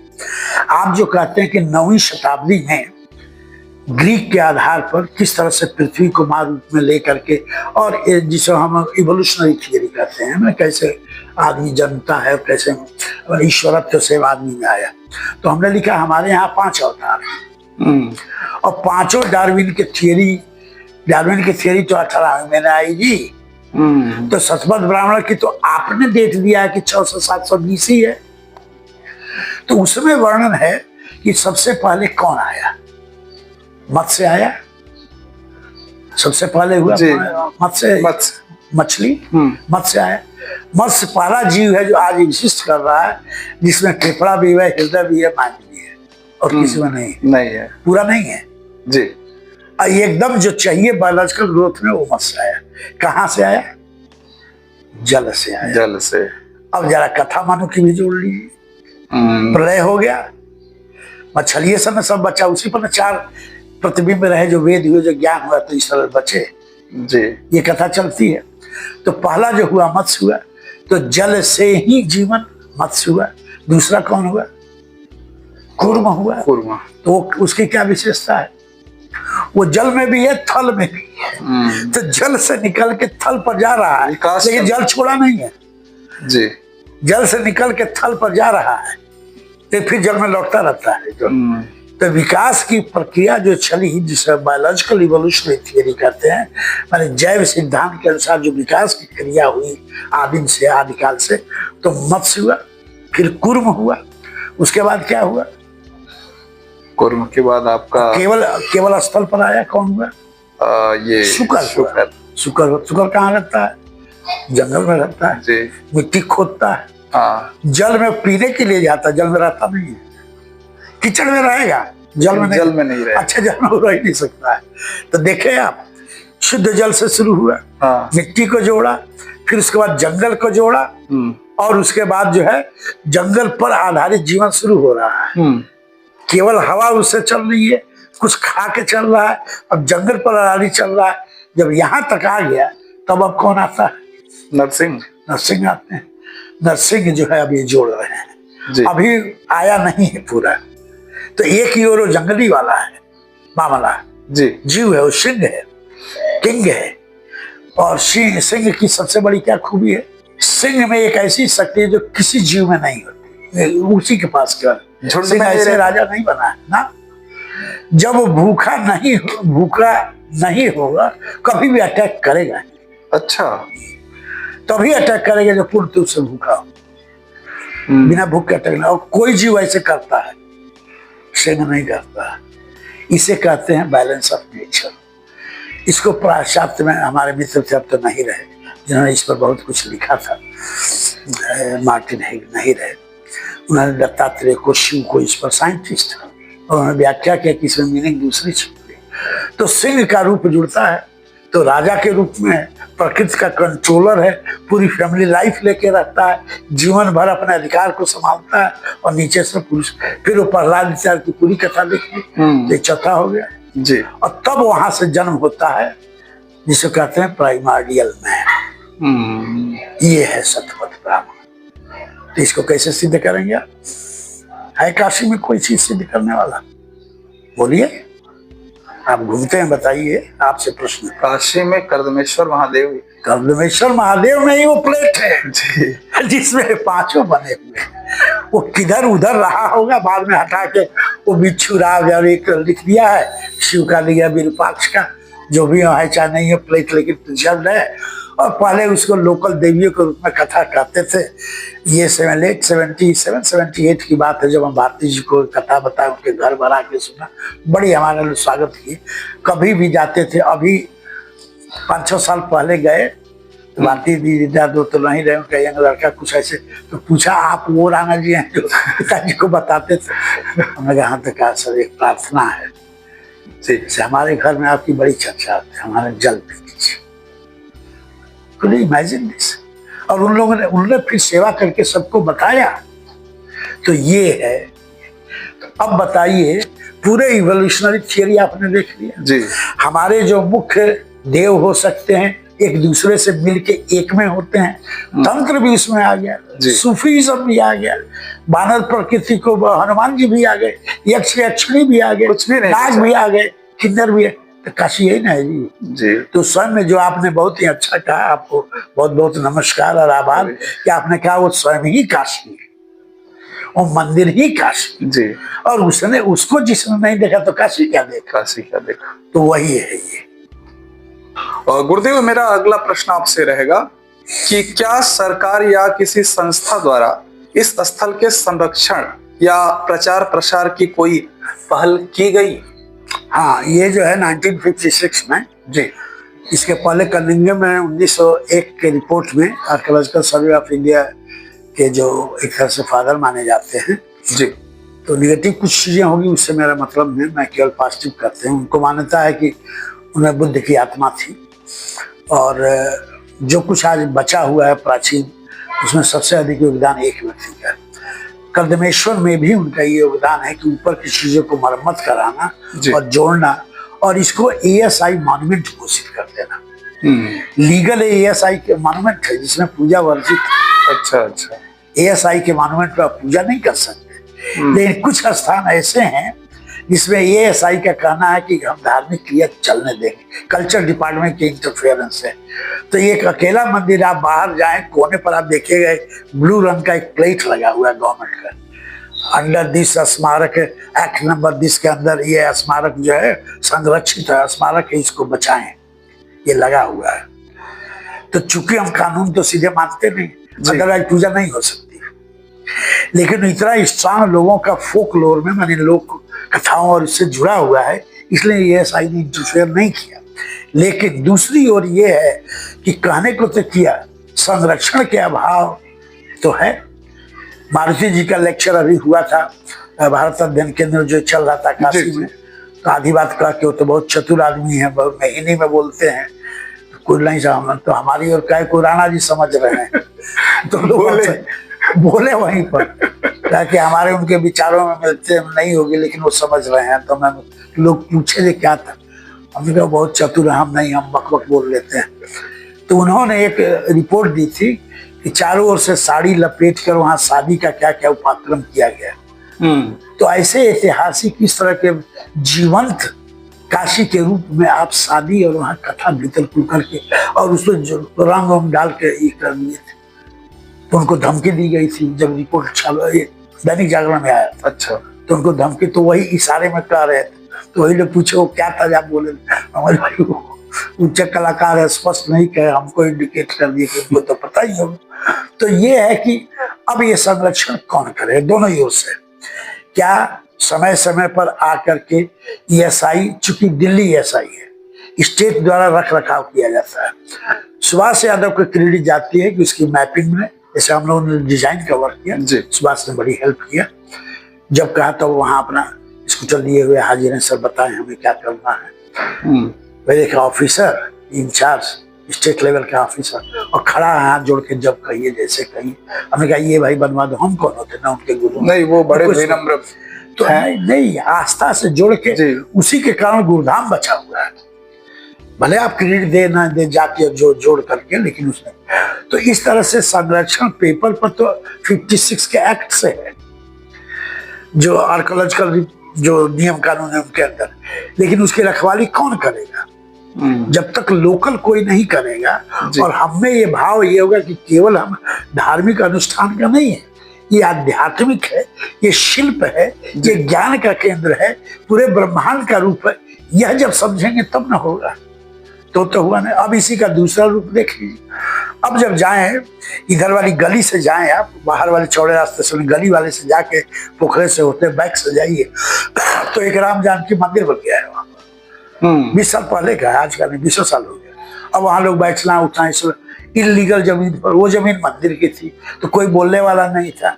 वो क्या, तो हम व्रत लिए हुए, कौन सा व्रत है, मार 10 जूते उसको। उस वहां तो जो 2 नीम के पेड़ थे, तो एक तो भारती जी के उसमें सटे, इसलिए बच, उधर जो छोटे थे वो काट दिए।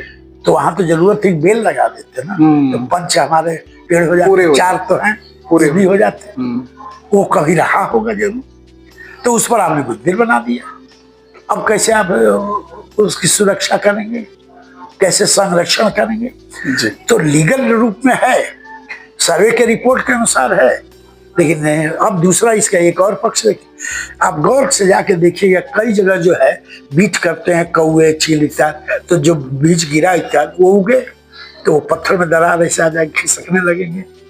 तो पहले ये होता था, मैंने 25-30 साल पहले 2-1 बार मैंने देखा है, अब वो खत्म हो गया। बीच में 6-7-8 साल पहले, तो 3 साल पहले वो फंक्शन किए थे, ये संदीप वाले जो हैं, दीपक मधोक नाम है ना, हाँ, तो इन लोगों ने एक ग्रुप लेके काम किया था कि ले गए बच्चों की ओर से, एक तरह से इसे करके कि बच्चे क्या करेंगे, कैसे समझ, तो वहां चढ़ के करके एक निकालना।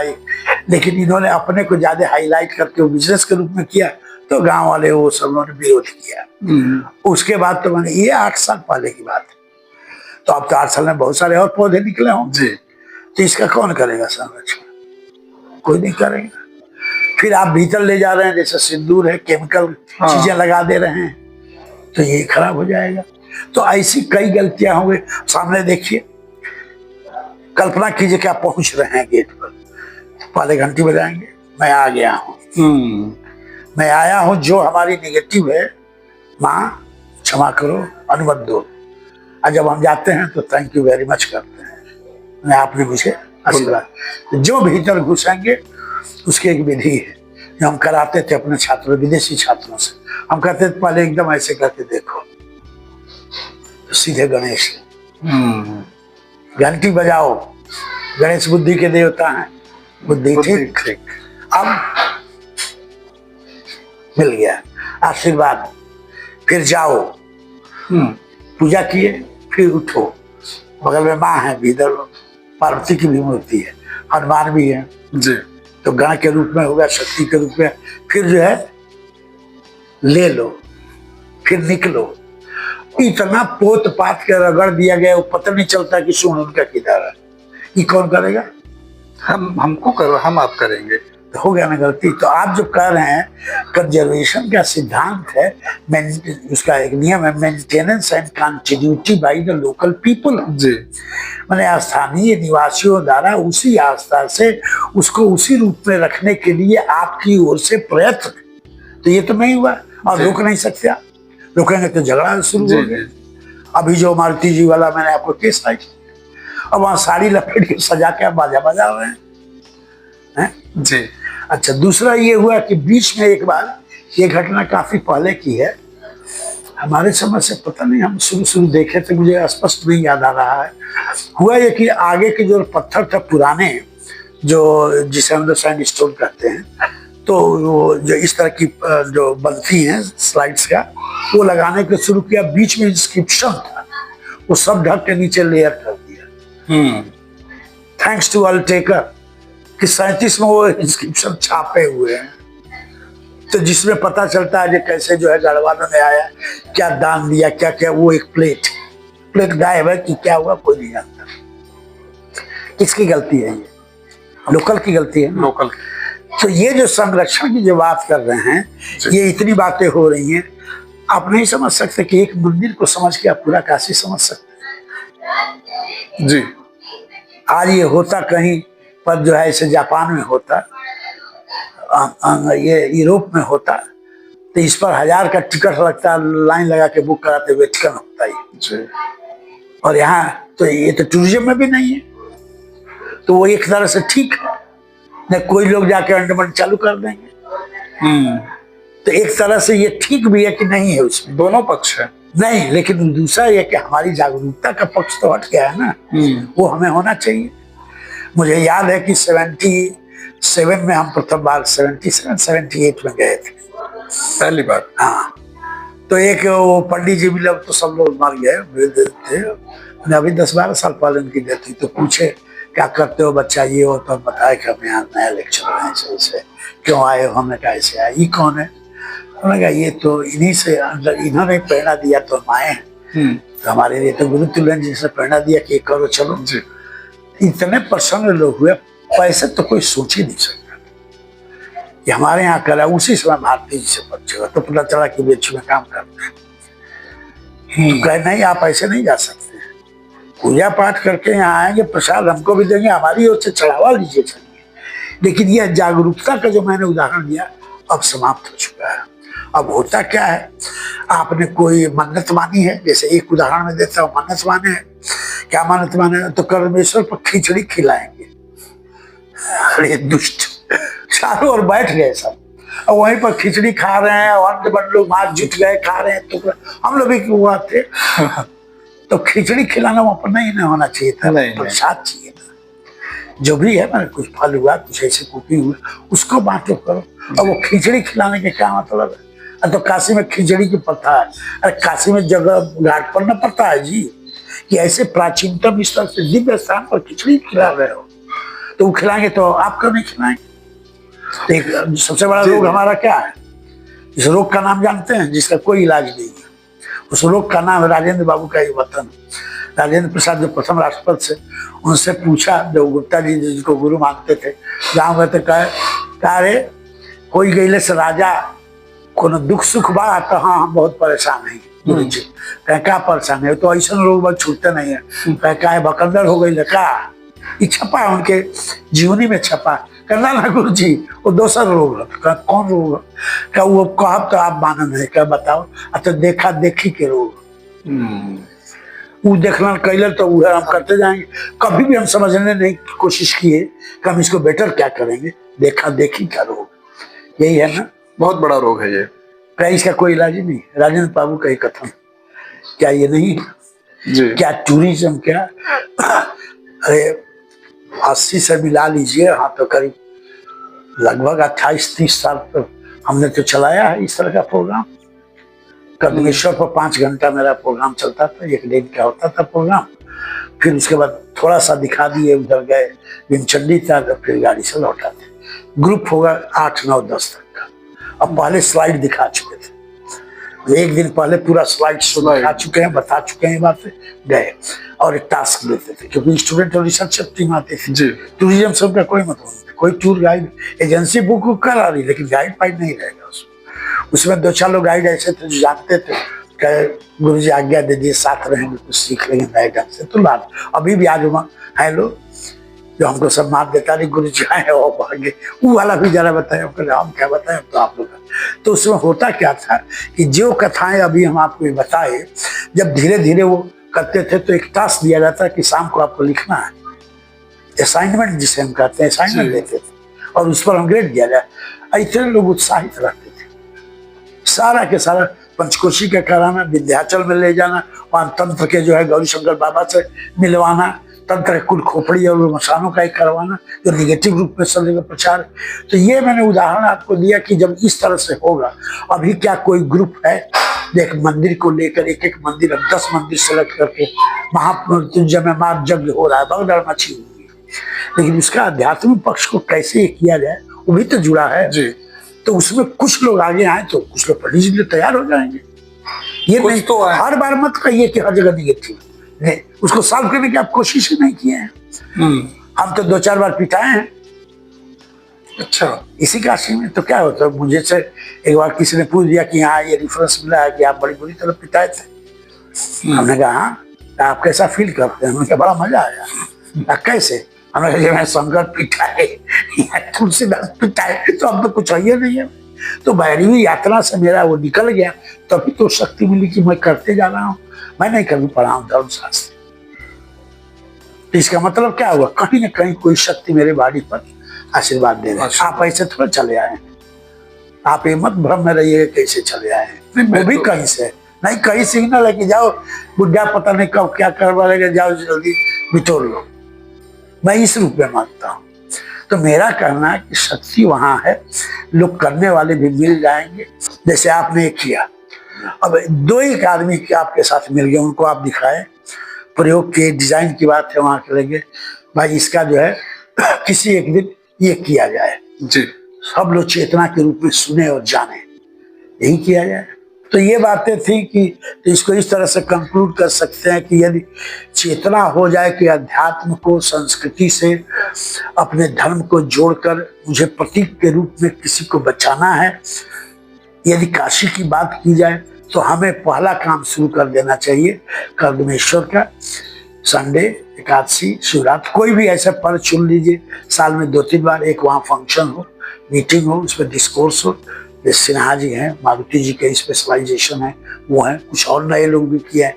टूरिज्म में उसका कैसे है, प्रवीण राणा है जी। तो कहा जाए भाई कि ये कोई हम नहीं फंक्शन कर रहे हैं, ये सांस्कृतिक चेतना के जागरण के लिए आपका भी कर्तव्य है जी। मान जाओ भाई तुम भी काशी वाले हो। और फिर वहां एक हुआ और उसको एक रूप में बना के वेबसाइट पर डाल, चित्र हो गया, फोटो हो गया, ये डिस्कशन हो। हम तो खोज रहे हैं, कोई तैयारी नहीं है। मैं विदेश में चला रहा हूँ, मैं एशिया का चीफ हूँ। रिकनेक्टिंग विथ योर कल्चर, अपनी संस्कृति के जागरण के लिए जुड़ो, यूनेस्को का अभियान है, मैं उसका चीफ हूँ।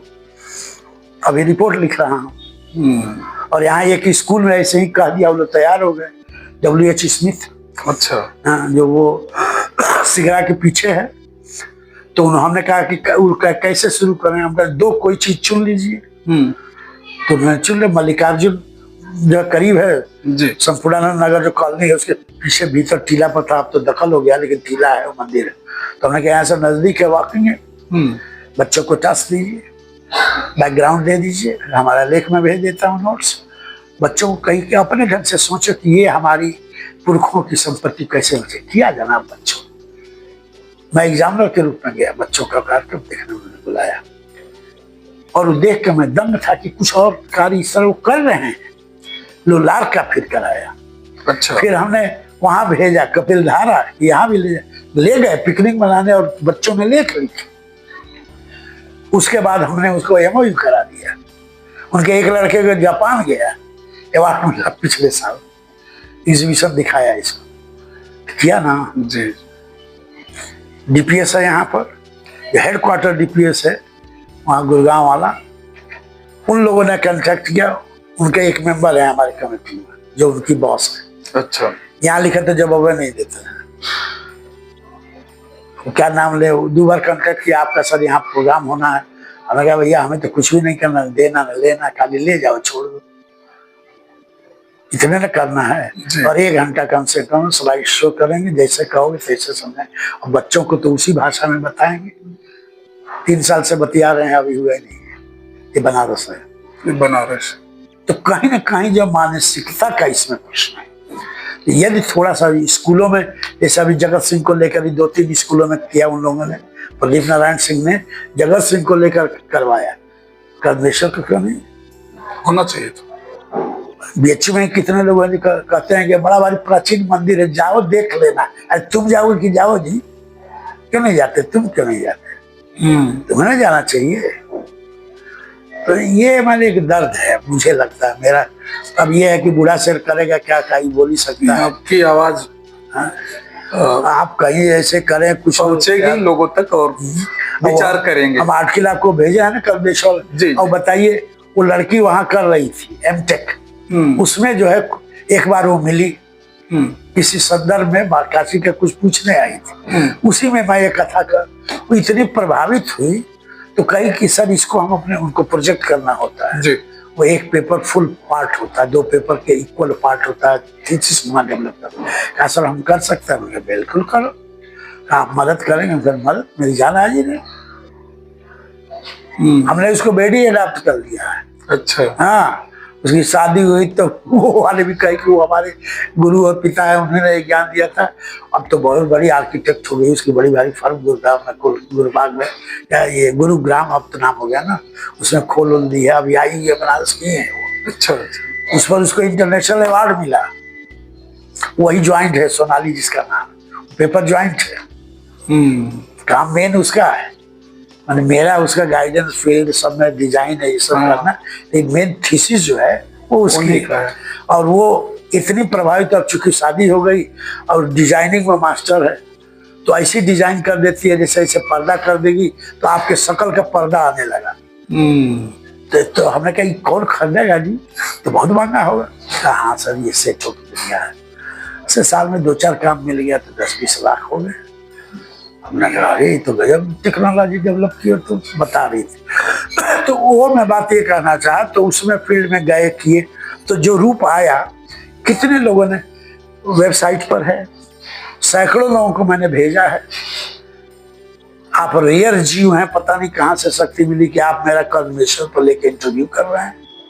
किसी ने तो नहीं किया, पूछने आए ये बात बता दी, ये नहीं समझ में आया, लेकिन इसको करके कुछ रूप दे दें, ये प्रथम प्रयास है। तो आपको बहुत बहुत धन्यवाद कि आप जागरण के रूप में इसको जोड़ रहे हैं। और यह जो प्रश्न है अंतिम, ये प्रश्न नहीं है जी, ये बहुत बड़ा दर्द भरा एक चोट है कि क्यों नहीं संरक्षण का लेवल जी। जिस विदेश की कहते हैं मेटलिज्म है, चाइना में कम्युनिज्म है, जाके जरा देखिए मंदिरों को, पुराने मंदिरों को। तिरसठ में हम लोग गए, जहाँ लाइन लगा के सोने से सजा दिया है, टिकट दीजिए, एक एक चीज उसी तरह कर दी। दुनिया भर में टूरिज्म इतना बढ़ गया चाइना, क्योंकि उन्होंने अपना वो ओपन डोर किया और धर्म को जोड़ के खड़ा किया। हमने जो है धर्म कहते हैं तो हमारे ला में गड़बड़ी है जी। धर्म मतलब अछूत, नीच, यही है ना। मुसलमान के लिए रिजर्वेशन है, सबके लिए रिजर्वेशन। हिंदू धर्म में पढ़ा सकते हैं, न डेवलप कर सकते हैं, जो मनी आएगा धर्मार्थ काल में दूसरों को दे देंगे, इसको नहीं देंगे। तो कहीं ना कहीं लूप पोल है। अब देखिए कैसे क्या साल लोग करते हैं, ईश्वर करे कि साल लोग। तो ये मेरे कुछ दर्द भरी बातें थी। गुरुदेव, मेरा अगला प्रश्न आपसे रहेगा कि क्या कोई पुस्तक, लेख या संसाधन है जो आप दर्शकों को इस विषय पर बताना चाहेंगे? हाँ, इस पर मेरा लंबा लेख है जो कर्मेश्वर पर है, स्थापत्यम नाम के शोध पत्रिका में छपा हुआ है जी। इसमें के 10-15 फोटोग्राफ्स हैं उसमें सभी जिनका जो मैंने वर्णन किया, ब्रह्मा, विष्णु, महेश, नाग इत्यादि के भी फोटोग्राफ छपे हैं। इसकी जो है आर्किटेक्चर डिजाइन भी छपी हुई है, स्पेशल प्लान भी छपा हुआ है। और जो लास्ट में आपका क्वेश्चन था कि कैसे क्या इसको सुधारा जाए, जी, क्या कर सकते हैं, उसकी भी दी गई है और नेट पर अवेलेबल है। तो केवल कोई ये लिख दे राणा पीवी सिंह कर्दमेश्वर तो पूरा वो आ जाएगा और फ्री डाउनलोड है, तो कोई भी उसको ले सकता है। तो कर्दमेश्वर महादेव को अगर और अधिक जानना हो तो वो कोई भी डिटेल जाना, जो ये चीजें हैं आपने ये वक्तव्य के माध्यम से, हृदयगत भाव के माध्यम से देखा, उसको पिक्चोरल और रिटन आप पूछे कि ये कहाँ वर्णन है काशी रहस्य के किस श्लोक से, तो सब उसमें रेफरेंस के साथ दिया हुआ है। फिर आप ये पूछें कि भाई इसका वेस्ट से आपने कहा ये साइंटिस्ट ने ऐसे किया वो किया, तो उसका रेफरेंस क्या है, तो रेफरेंस भी दिया, लंबा लेख है जी। तो वो उससे किसी को भी जो अधिक जानना चाहे, तो अभी तक जो मेरा जो है 2-3 और लेख हैं हिंदी में, लेकिन वो पॉपुलर वर्जन में, ये थोड़े टेक्निकल वर्जन में और ये इंग्लिश में। वो 2-3 क्या है गुरुदेव, वो भी बता दें। वो है जैसे कर्दमेश्वर मारुति जी का भी लेख है, टीपी वर्मा जी का लेख है, लॉन्ग बैक 40s में अल्टेकर साहब का भी लेख है। तो केवल बताया कि इसकी प्राचीन से कोई चित्र भी नहीं है, प्राचीनता कैसे है, क्या साबित, जिसको हम सबको यूज किए हैं जी। तो हमारे लेख में उनका सबका समष्टीकरण है।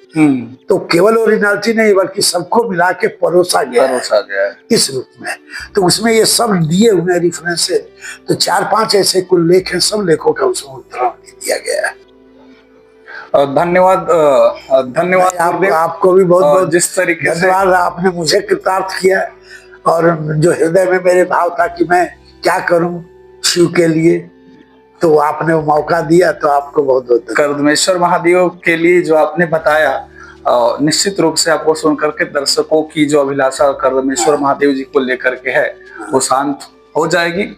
और गुरुदेव आपके पास एक बार मैं पुनः कहूंगा कि समय का बड़ा अभाव रहता है, लेकिन आपका जो मेरे प्रति प्यार है और आपने मुझे जो अपना सानिध्य दे रखा है, उसके लिए मैं पुनः आपका, वो माँ का कहीं से भेजी है आपको धन्यवाद। चलो उस तरह से तो आपको भी धन्यवाद कि आप भी निमित्त रूप में आके मुझे इस तरफ प्रेरित किए। बहुत बहुत धन्यवाद। नमस्कार।